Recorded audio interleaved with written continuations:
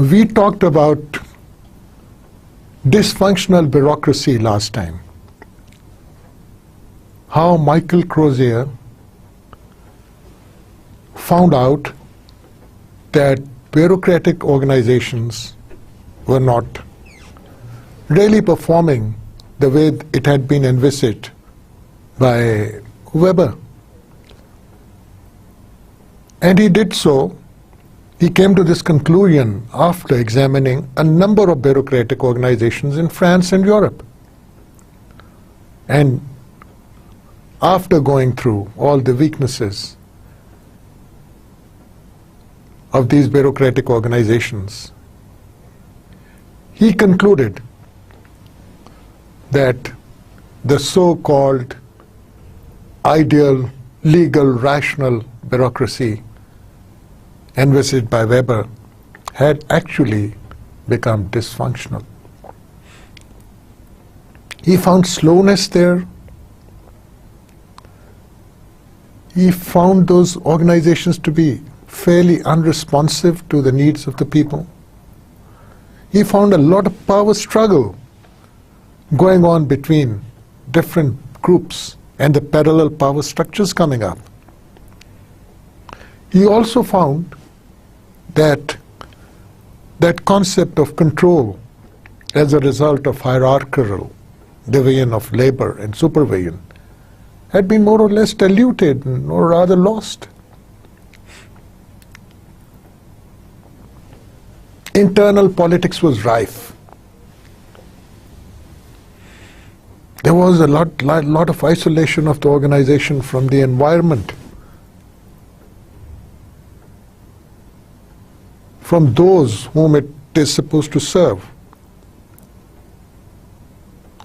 And the peer group pressure within the organization had distorted the power balance in there.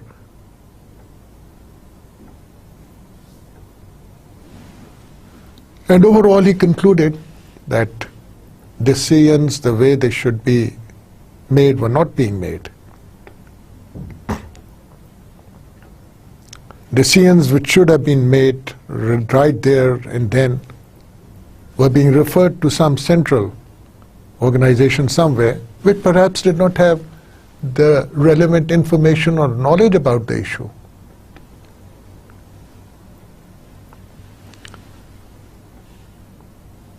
So he was forced to conclude that the organizations he studied, and generalizing upon that, the goals were not being met.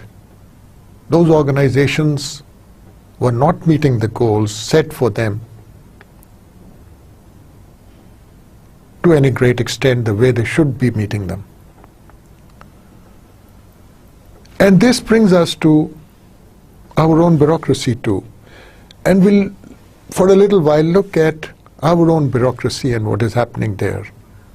What I'm calling the decay of the Pakistani bureaucracy. First, we did not touch upon this last time. I'd like to just flag this for a little while. That bureaucracy and bureaucratic organizations should not only be viewed as national formats or structures or constructs. They are also there at the international level.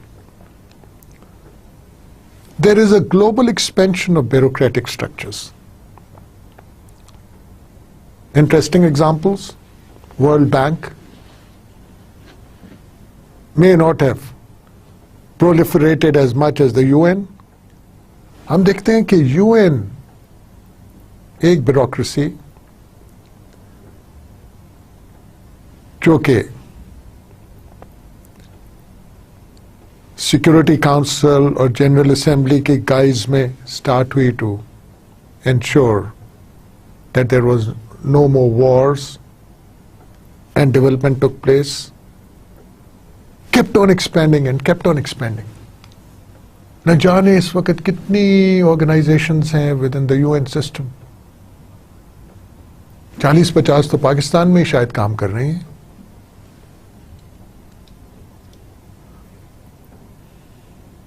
including the United Nations Organization for Refugees. So as new challenges came up, it gave a good excuse for this international bureaucratic organization to expand. So now we can call it a UN system with many, many, many sister organizations. There was an attempt some time back, maybe about 7 or 8 years ago, to cut down on this structure, to simplify and bring certain organizations under one umbrella in certain countries as an experiment, but that did not succeed. So this UN system, this global bureaucracy, this global administrative system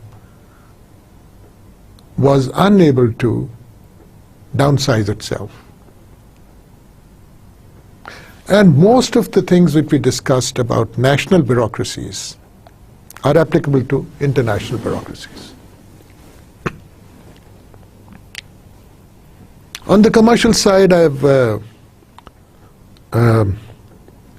talked about WTO, which followed the GATT, very important in trade and commerce.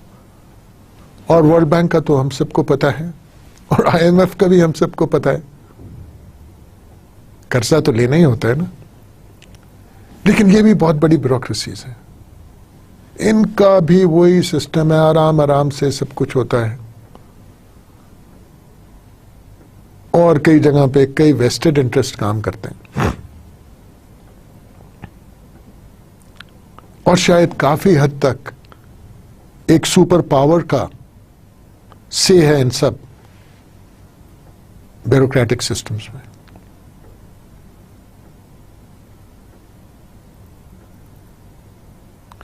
So we have to keep in mind that it's not just national bureaucracies with certain characteristics and features, mostly considered as negative. The connotation here is negative of the bureaucracy, national bureaucracy.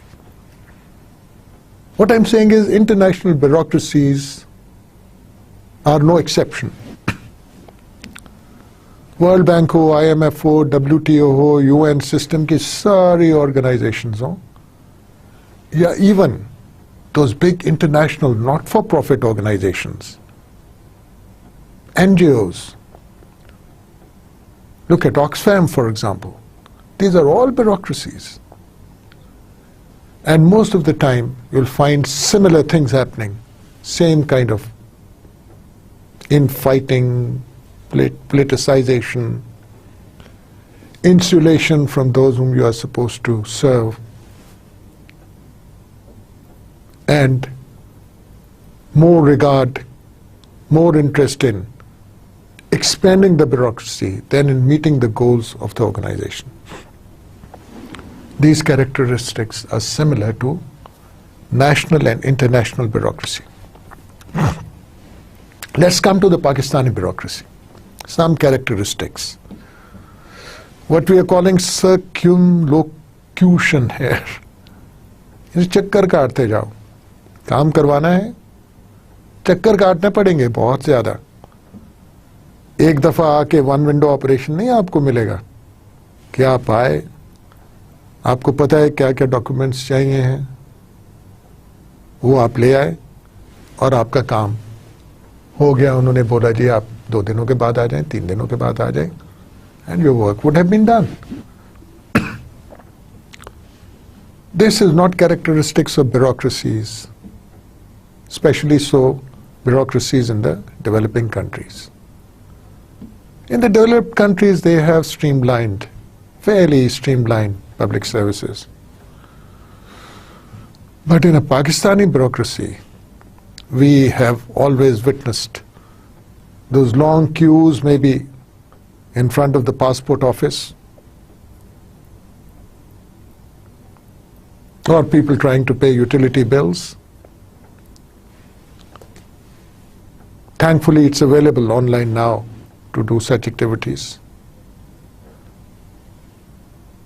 But trying to get any official certification or a piece of official paper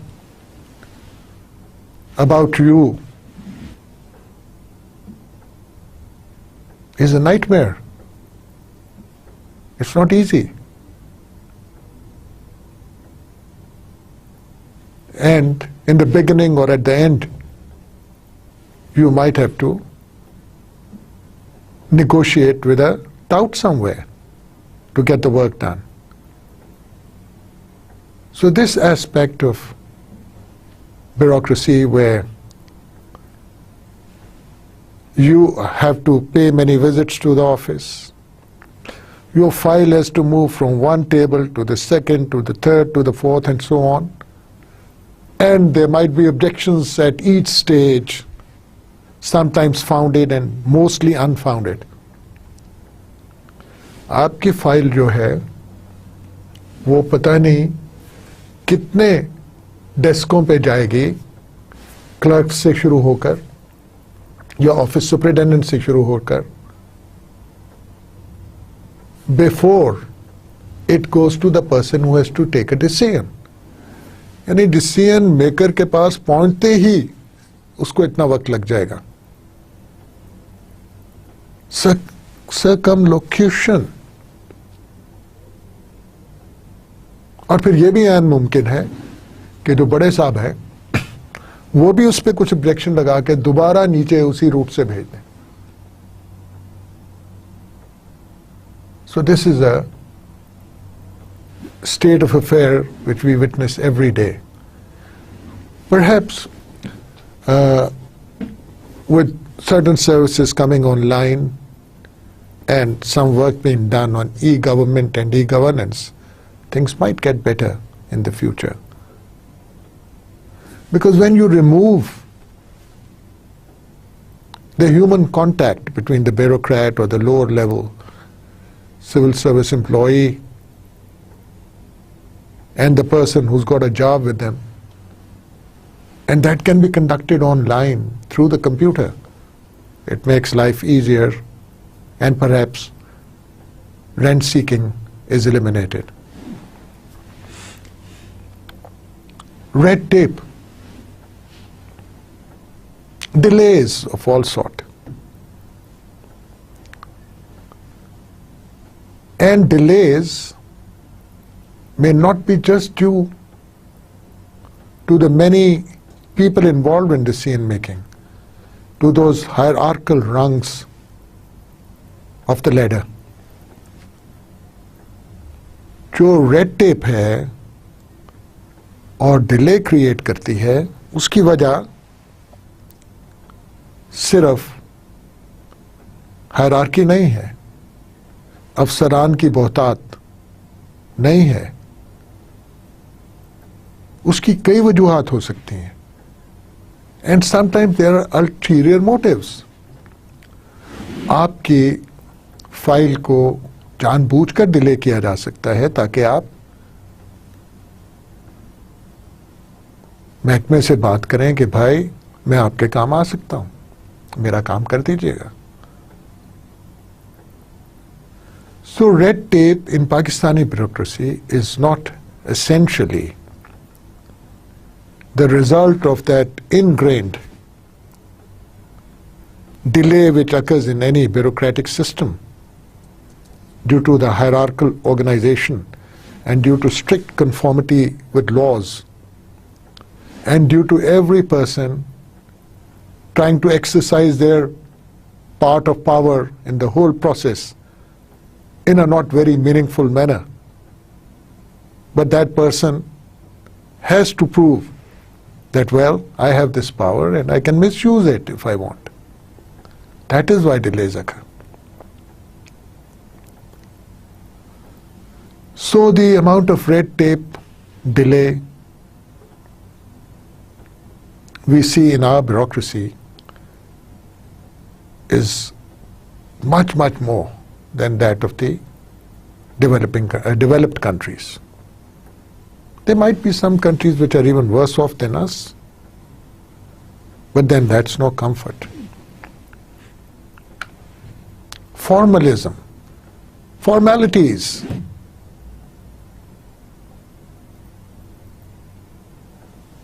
It is not the content or the real issue which will matter. Formalities will become very big. The first thing is that the bureaucrat considers himself or herself to be a superior breed, which introduces the first level of formality in the relationship. That I am the master, I can make things, I can run things, I can do things. Why should I bother about the general people? It is my legal authority to do something. I don't have to worry about someone's time. I don't have to worry about someone's desperation or frustration. I'm a man with a suit and a nice shirt and a tie, and I will behave the way I want to. I'll be very formal. I'm not going to say hello to you. So, formalism of sorts, of many sorts, is ingrained in our system. And some say that this is a legacy from our colonial days, that since the British bureaucrats and those in the Indian civil service acted very formal, very masterly, like masters, the bureaucrats thereafter have tried to emulate them and have adopted all those practices. There definitely are negative practices. Formalism takes out that service delivery concept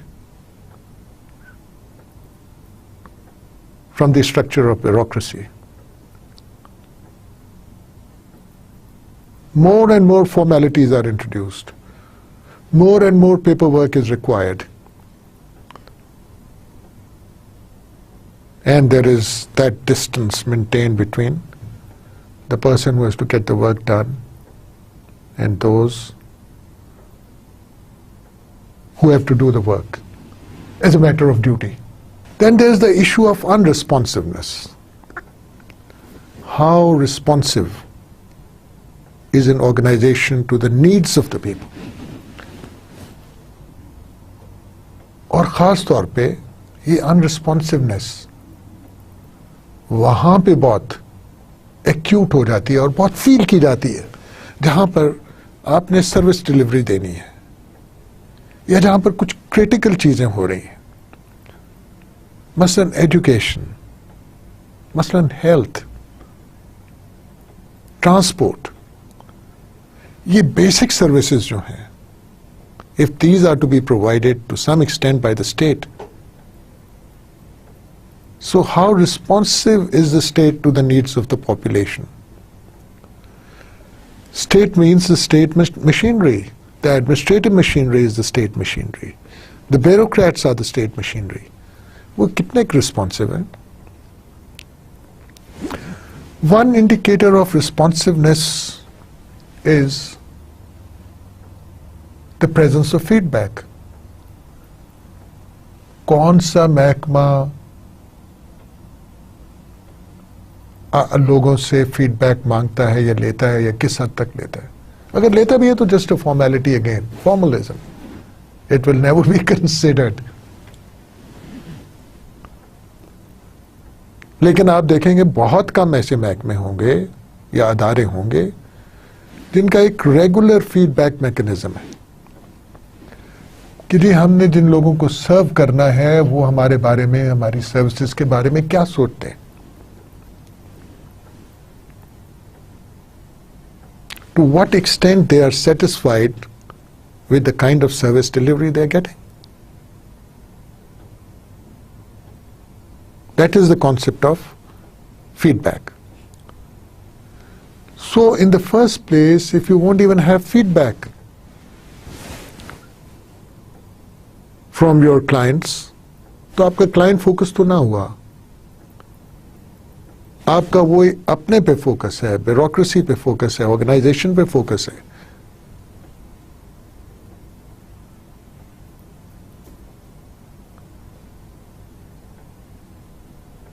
Can we afford an unresponsive rescue service or a hospital ambulance service?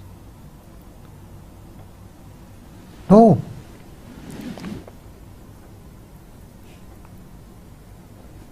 If I were to make a call in case of a fire, would I get a response in 5 minutes, 10 minutes, 1 hour, 5 hours? Never. I don't know. तो पाकिस्तान में जो different structures हैं bureaucratic, खासतौर पे service providing structures हैं, उनके unresponsiveness definitely उनमें unresponsiveness present है, and that has been documented. In fact, there is no need to document it. We see it all the time. But thirst for power. This is also an ingrained or inherent phenomena in a bureaucracy.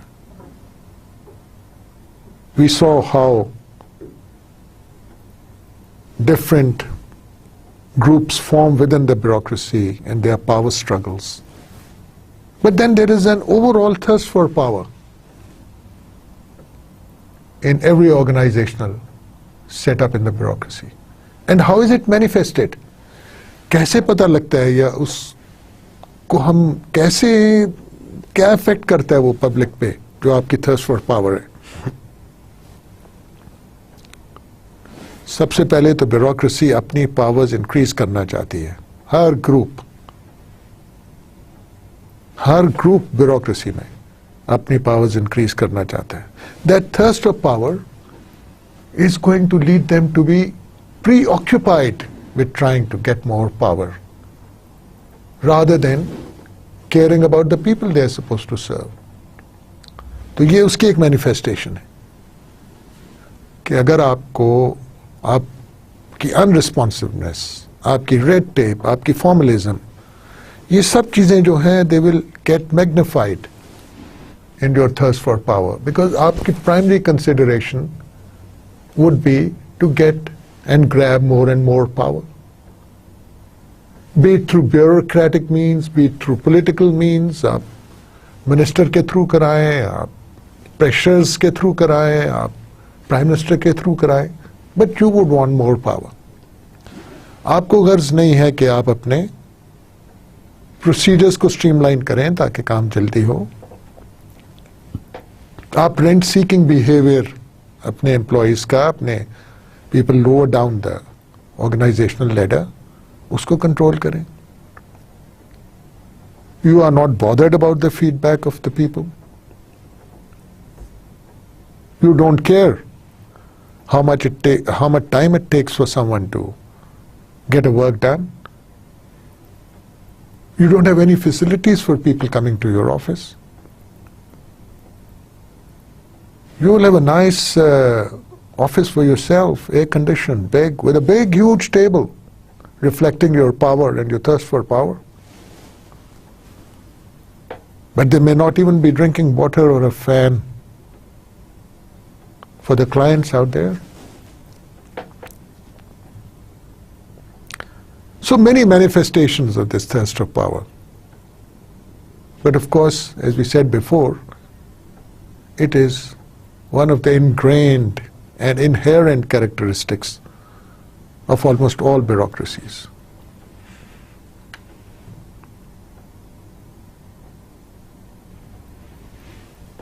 कुछ चीजें जो stand out करती हैं हमारे bureaucratic setup की, अगर हम history देखें कि कैसे डिके आया ये, और शुरू में when we got independence, there are very big names of bureaucrats, of civil servants, CSPs also, who did immense work of making the country stand on its feet and provide all and help provide all the basic essentials, and then embarked upon policies of industrialization, etc.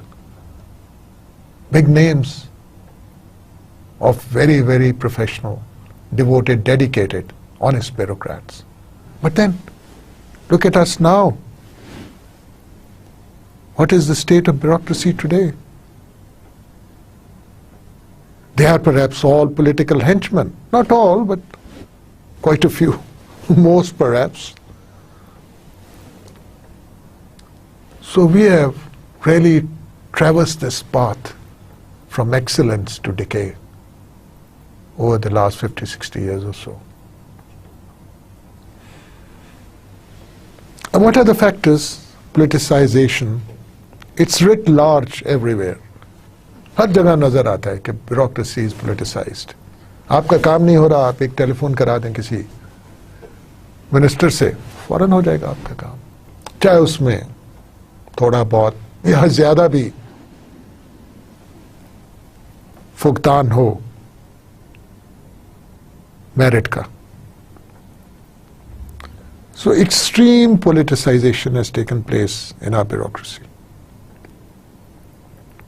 Perhaps even more so than what happens in the spoil system, where like in the US, when a government changes, the new government brings some other people into civil service jobs from the private sector or people who are loyal to them. Unfortunately, we have evolved a very, very distinct and rather a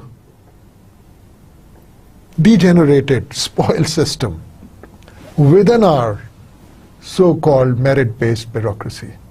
That is the extent of politicization. You cannot exist in the bureaucracy, or you cannot progress in the bureaucracy rather, if you are not politicized now. And this has happened over a period of time.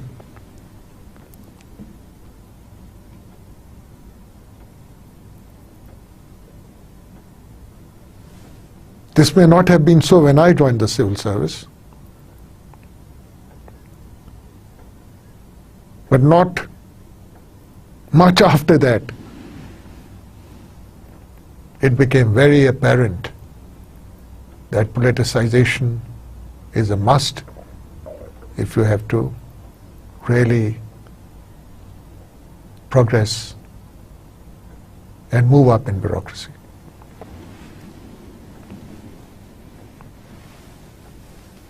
Bipolarization.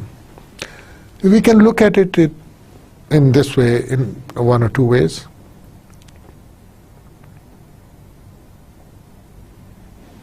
Especially when you have a politicized bureaucracy and there is more or less of a two-party system in a setup, then you tend to link your loyalty with one party or the other. So sometimes within a bureaucracy you find distinct groups, polarized, poles apart. One group may be right of the center and the other group might be a left or left of the center group.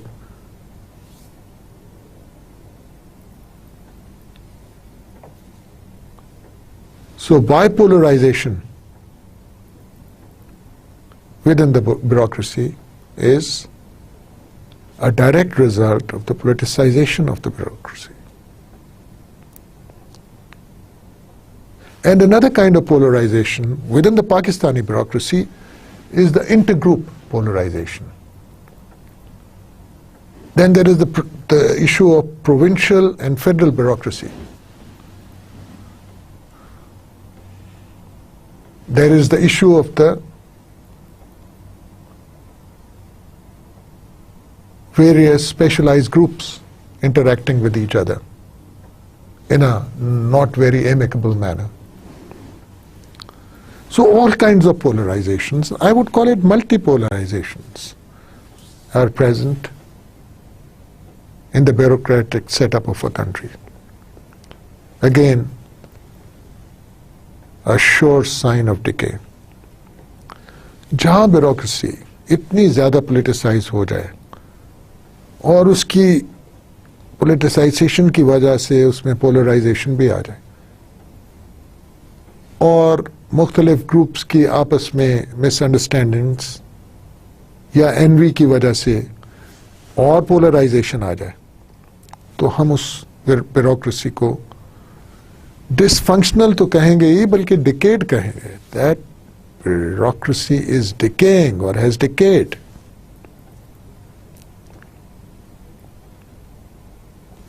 And then discouragement of professionalism. भाई आप professional हैं, आप एक engineer हैं, आप एक doctor हैं, आप एक साइंटिस्ट हैं. How much respect do you get in the bureaucratic circles? Or is it possible for you to rise to the top level in the bureaucracy? The ministry which you have joined, will you ever hit that? Perhaps not. So this is the argument which is generally called the generalist versus specialist argument. कि जिन लोगों ने specialise किया हुआ है, professionalise किया हुआ है certain disciplines में, वो कहाँ तक प्रोग्रेस करते हैं? क्या किसी स्टेज पे भी उनकी इनपुट जो है पॉलिसी फॉर्मुलेशन में जाती है, या सिर्फ जनरलिस्ट की जा रही है पॉलिसी फॉर्मुलेशन में, या इवन पॉलिसी इंप्लीमेंटेशन में उनका कोई रोल है? और अगर नहीं है तो is that not a great loss to the country, to the planning also, and to the running of organizations in a professional manner also. At another level, there is this discouragement of professionalization in the bureaucracy, where you will generally prefer a politicized officer who is loyal to you as a politician. You will prefer him to hold a key post in your ministry rather than a professional who might say no to you most of the time when you want something done, which may not be in accordance with the rules or the laws, or which might require some circumnavigation to make it look proper. So, इस किस्म की जो professionalism की discouragement है, उसका impact हमारी bureaucracy पे बहुत है. अच्छे ब्रेन्स कंट्रीब्यूट नहीं कर पाते. प्रोफेशनल लोग अपनी से नहीं मनवा सकते.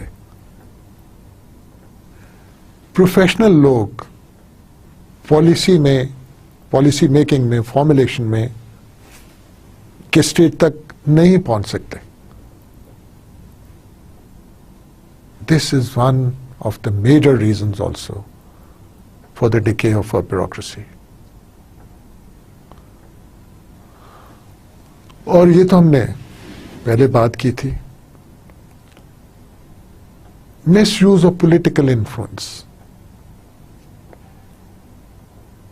All this can be summed up in this last sentence: misuse of political influence. We have been seeing it almost all our lives, how politicians misuse their influence. And then at the end of the day, there are these mega corruption scandals which come to light. Even when that government may be in power, or once that government leaves.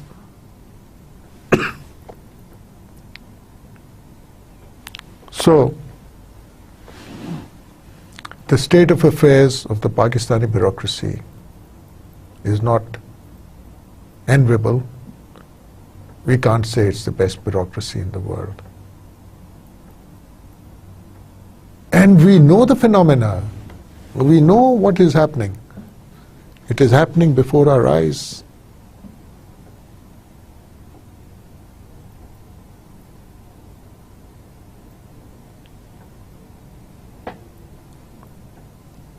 So, till things improve, you and I will have to make do with this kind of bureaucracy.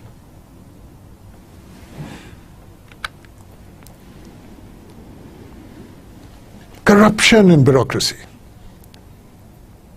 Immense amount of corruption. Different figures are floated all the time.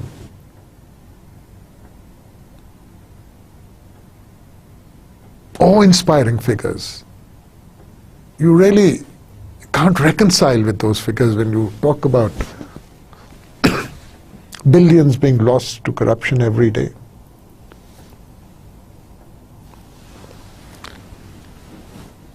Is NAB sufficient for that? Are other provincial departments of anti-corruption sufficient to tackle this? Or is it a mindset?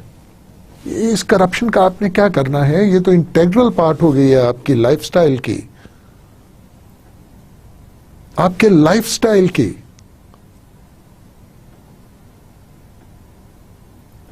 तो ऐसी bureaucracy जो thoroughly corrupt हो.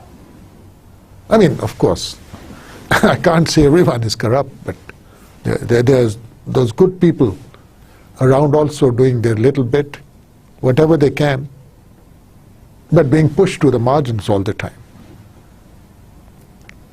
लेकिन corruption has become a way of life. ये मसला है. It has become a way of life for the bureaucrat. It has become a way of life for the politician. It has become a way of life for the businessman. It has become a way of life for the man on the street also. So, corruption can definitely be regarded as one of the main elements in the decay of a bureaucracy. Inefficiency. Whatever we talked about before adds up to inefficiency.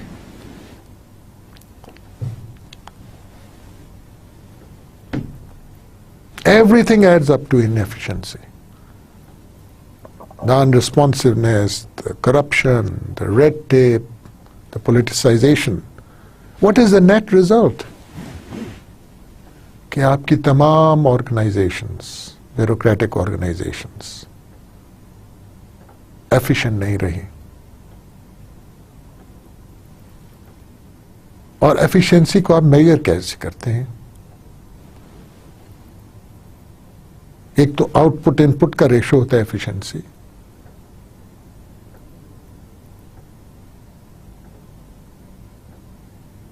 और जहां पर bureaucrats अपनी ही power ज्यादा करने में लगे रहें और अपने बजट्स ही बढ़ाते रहें और ज्यादातर बजट करप्शन की नजर हो जाए, तो inefficiency will definitely go out by the door.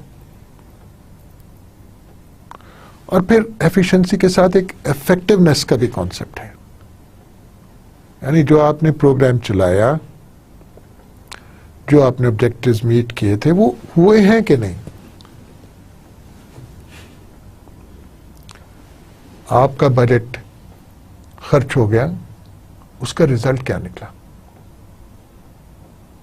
मैंने पहले भी एग्जांपल पोलियो का दिया था. कितनी कैंपेन्स, क्या कुछ नहीं किया गया पाकिस्तान में पोलियो की इरेडिकेशन के लिए, लेकिन आज हम कहां खड़े? Every day more and more cases coming up. तो इफेक्टिव नहीं था हमारा प्रोग्राम, नहीं रहा, भले कोई भी उसकी वजूहात हो. socio-cultural, religious, ethnic, tribal, law and order. लेकिन हमने ये सारे चीजें फैक्टर इन क्यों नहीं की अपने प्लानिंग में, अपने प्रोग्राम में?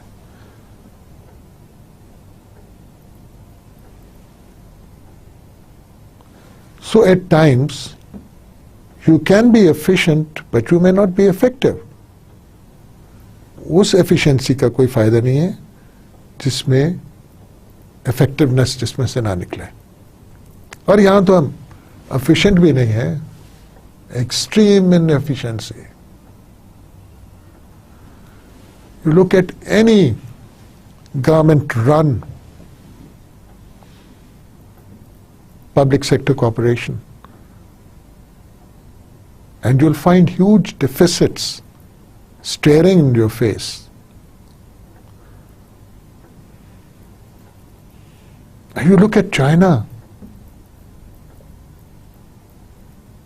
Most of the Chinese economy is driven by public sector organizations. They have evolved a system of autonomy and discipline and planning. It is still a planned or a command economy to some extent. A system has been evolved whereby these public sector corporations or organizations have become very productive and are doing business internationally, competing internally also, but providing cheap products abroad. That's why many a time the Chinese are accused of dumping. But how long can you dump? How long can an economy manage sustained growth with dumping? So it's not just a question of dumping. It is the manifold issues which you have to tackle, and tackle imaginatively and with commitment in an economy vis-a-vis the bureaucracy, because these are after all bureaucratic run organizations, and then you achieve efficiency. The Chinese public sector corporations are really efficient.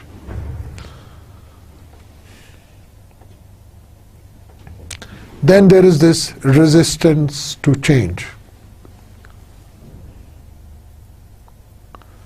Bureaucracy in Pakistan has never been a catalytic bureaucracy. Instead of trying to bring change, instead of borrowing concepts and being innovative, borrowing concepts from other countries, best practices from other countries, or private sector concepts, the latest concepts in management, instead of bringing about such changes, our bureaucracy has been resistant to change. ये होता है bureaucracies में कि वो status को oriented होती हैं और नहीं चाहती कि चेंज हो, क्योंकि उससे उनकी मराद में, उनके स्टेटस में फर्क आ सकता है. ये दुनिया में एक इनहेरेंट चीज है ब्यूरोक्रेसी में हर जगह, लेकिन इस हद तक नहीं. And there are glaring examples of bureaucracies which have welcomed change, brought about change, and in that process really taken their countries to new economic heights. इसमें कई कंट्रीज का जिक्र किया जा सकता है. पब्लिक सेक्टर कॉरपोरेशंस के ज़िमन में मैंने चाइना का जिक्र किया. Borrowing of private sector concepts of management and innovating, creative innovation का बहुत बड़ा एग्जाम्पल सिंगापुर है. Even Taiwan, South Korea. ये bureaucracies ने facilitate किया change. If we were to hold bureaucracy as the primary factor for the development of Singapore and the status it enjoys in the international community, bureaucracy would be the single most biggest important factor in that. तो ये कोई अनहोनी चीज नहीं है कि bureaucracy change को welcome करे और चेंज को इम्प्लीमेंट करे, रेजिस्ट ना करे। लेकिन शायद अनहोनी हमारे कॉन्टेक्स्ट में है और उसकी वजूहात शायद यही हो सारी। Basically politicisation. पोलिटिसाइजेशन जड़ें खोखली कर देती है ब्यूरोक्रेसी की। And politicians always have a way and develop ways to manage and tackle bureaucrats. It could be through special laws. It should be through some hanging swords vis-a-vis your posting or your tenure or whatever. So in a nutshell, if we were to look at the resistant to change aspect, I would like to again equate it with politicization. Because if you got a political master who's giving you patronage, and in the process political masters भी और आप भी मजे कर रहे हो, तो आप क्यों चेंज करना चाहोगे? आप तो स्टेटस को ही रखोगे। आप पोलिटिसाइज रहना चाहते हो, आप कोई बड़ा काम नहीं करना चाहते हो जिससे कोई हलचल हो।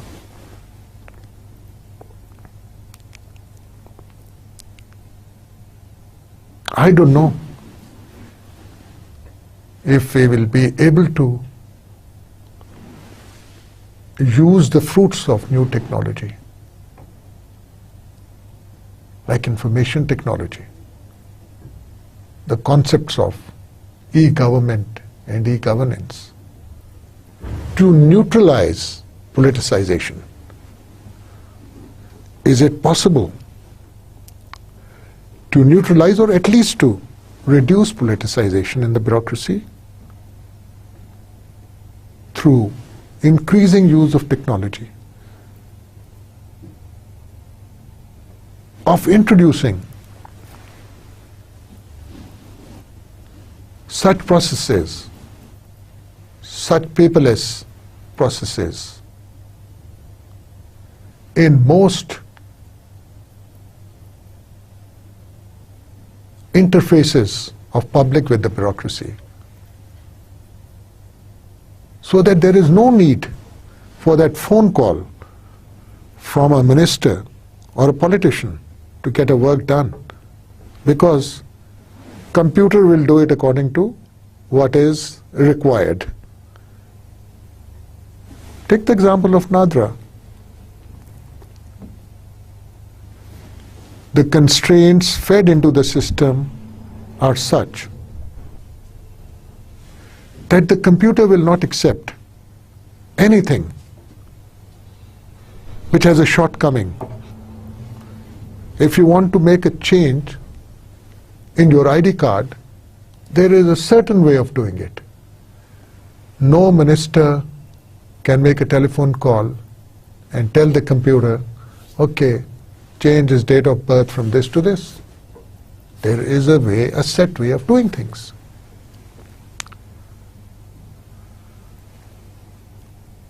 So when I think of politicization and resistance to change, the only silver lining which comes to my mind is the technology. E-government, e-governance. Maybe we'll talk about these concepts in some detail later if we have time. But that may definitely be one of the ways out. But do note that bringing in e-government or e-governance is also change. Bureaucracy will not want it to happen, or even if it were to happen, it will ensure that it does not happen at a rapid pace.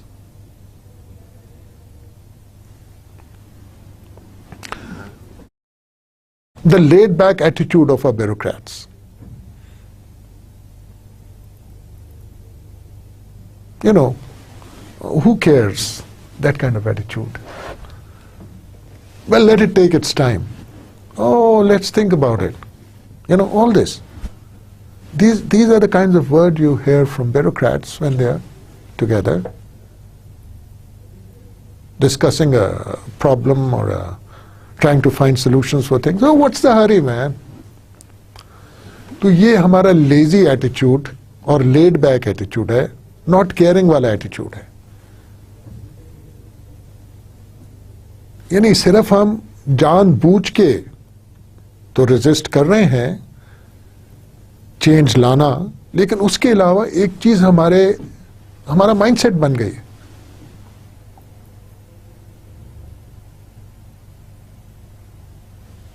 हम जब bureaucracy हमने join की होगी, perhaps हम बड़े तेजी से काम करते होंगे, बहुत कंसर्न होंगे इश्यूज प्रॉब्लम्स के बारे में, लेकिन with the passage of time the arteries of the bureaucrat start to harden.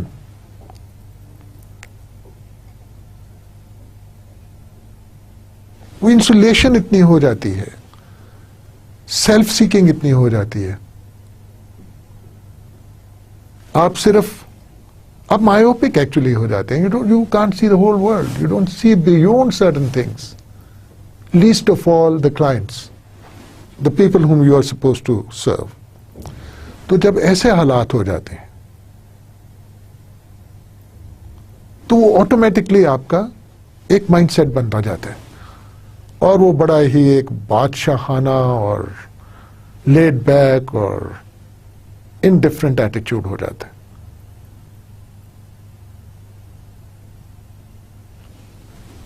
भाई वहां आग लग गई, चलो यार ठीक है, आग लग गई थी, वो देख लेंगे जो लोग वहां हैं, they will take care of it. Why should I bother? वो फायर ब्रिगेड वाले काफी हैं, शायद रेस्क्यू वाले चले जाएं, पुलिस वाले. Why should I bother? As the head of the administration of that city or district, as the bureaucrat, as the administrative head. Similarly, in departments or ministries or autonomous bodies and corporations, why should I bother? Well, the deficit has gone up by 10% this year. चलो government से जाके वो यार दोस्त हैं finance में, कुछ ना कुछ कर लेंगे. I'm not going to say that let me make a lot of struggle to bring in more revenues to change the way of doing things, to cut down on wastage and expenditure. That won't be the mindset or the thing which comes first to the bureaucrat. In our bureaucracy, the first thing would be, oh well, I think I will be able to get this money from the government. Let the deficit go up. I think I've been doing a good job anyways. So laid back attitude is ingrained. That has become a mindset. And when a thing becomes a mindset, it's difficult to really tackle it or to bring about a change. In fact, succeeding bureaucrats, those coming after you, with the same kind of training and with the same kind of spirit in the beginning, energetic, wanting to do things in the beginning, they will also become victim of this mindset. slowly but surely वो लोग भी बिल्कुल इसी framework में आ जाएंगे. उनका भी mindset ऐसा हो जाएगा, indifferent, laid back, not caring, unresponsive. और एक जो ये एस्पेक्ट है निहायत ही खतरनाक, very, very important factor in the decay of Pakistani bureaucracy is the decline in intellectual caliber of the civil servants.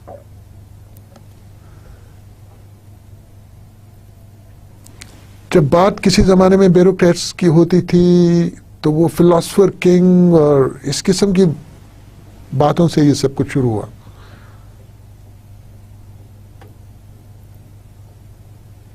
यानी एक ऐसा बंदा आपको चाहिए जिसका इंटेलेक्चुअल कैलिबर बहुत हाई हो. And what does a high intellectual calibre lead to? It perhaps can assure that you can rise above certain levels. You can rise above politicization. You can rise above corruption. You do not become a victim to certain mindset. और intellectual calibre ही आपको वो strength देता है to be able to stand up in front of someone who is telling you to do something wrong. और intellectual calibre ही आपको commitment देता है.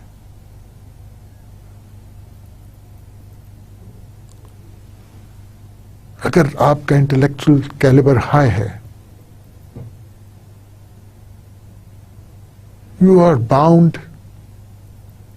not to be swamped away by smaller things of life. You will rise above certain things. Intellectual honesty की जरूरत होती है आपको. आपकी intellectual honesty in the bureaucracy can assure relief for millions. It can assure poverty reduction, I tell you.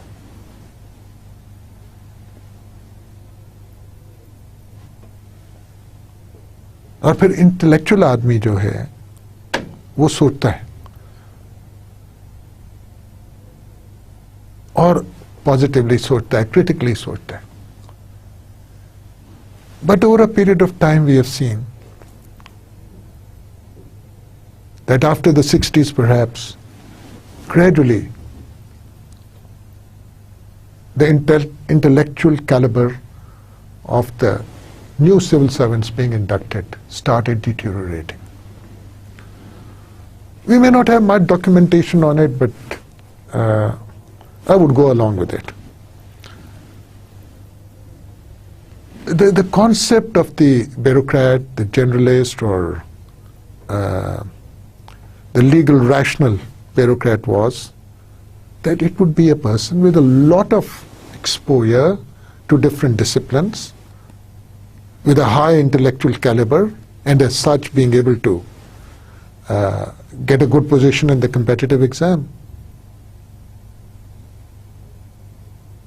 But then intellect can get eroded. You have to keep it at a certain level. You have to keep on learning, you have to keep on reading. And unfortunately, our bureaucrats in Pakistan these days are hardly concerned about continuous intellectual upgradation. And nowadays, people coming in know that the system is already politicized. They know The system is very corrupt. They know that inefficiency is being tolerated. They know it doesn't matter. Nothing will happen if they are unresponsive.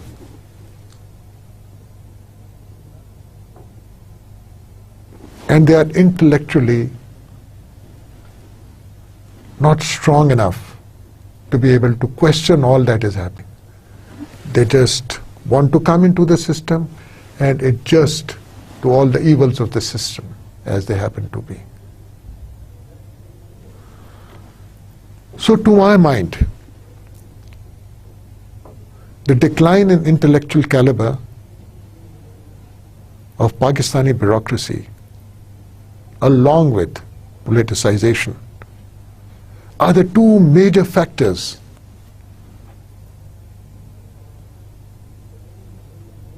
which have contributed towards its decay.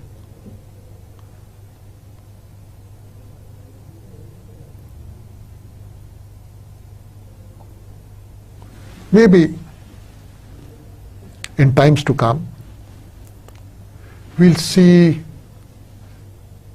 I hope we do see, a breed of young, intellectually superior, intellectually groomed, intellectually honest people entering into the civil service and not falling prey to the ills and misdoings of the system and their superiors.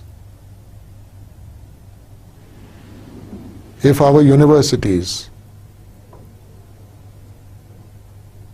if our teaching institutions and the people who are mentoring students there can produce such a breed of younger generation who ultimately come to the civil service,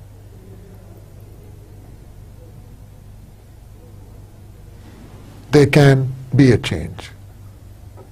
Because it is good human resource which can always bring a change. It is the quality of the human resource which is the basic ingredient to success. And that also applies to bureaucracy. Let us hope that this happens. And we do see in future a bureaucracy which is not very corrupt, which is efficient and effective, which welcomes and implements change,